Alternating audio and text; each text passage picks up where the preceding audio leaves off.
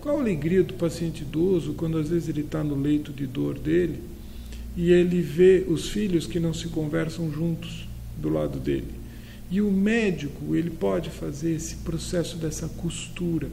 E essa costura, muitas vezes, ela é muito mais efetiva quando você entra pela religiosidade, pela espiritualidade.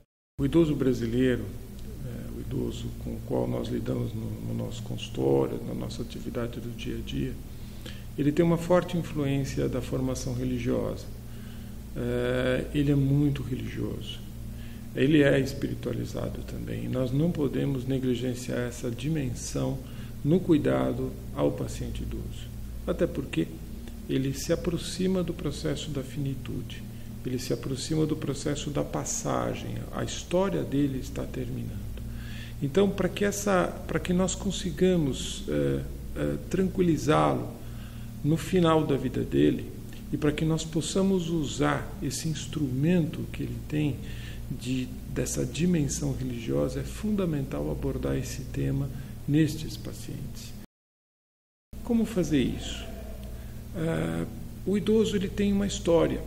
Essa é a grande vantagem dos pacientes idosos. Eles já têm uma vida. E nessa vida, como na nossa, eles já passaram por situações alegres, tristes, difíceis. Então eu sempre pergunto para os pacientes para que eles me citem situações alegres e situações tristes da vida deles. E quais os instrumentos que eles utilizaram, como eles passaram por isso. Qual o aprendizado, qual a lição, né? E qual a importância da espiritualidade, da religiosidade nessa travessia, nessa jornada deles. Como eles se aproximam do fim da vida, é comum as pessoas fazerem retrospectos, é comum as pessoas se arrependerem. Porque muitas vezes, na fase final da vida, nós que lidamos com a terminalidade, estes temas voltam todos.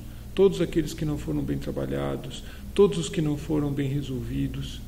E nessa fase final, frequentemente o médico, ele tem a possibilidade, às vezes, de ajudar o paciente idoso a cicatrizar feridas. Qual a alegria do paciente idoso quando às vezes ele está no leito de dor dele e ele vê os filhos que não se conversam juntos do lado dele. E o médico, ele pode fazer esse processo dessa costura.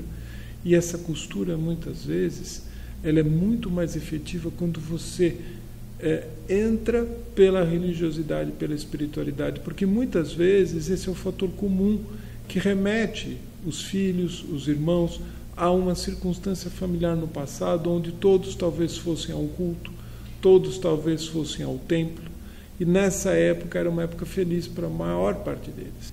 E o médico pode contribuir no cuidado do idoso, retomando e unindo a família em volta dele numa fase final, para que ele possa se despedir da melhor forma possível.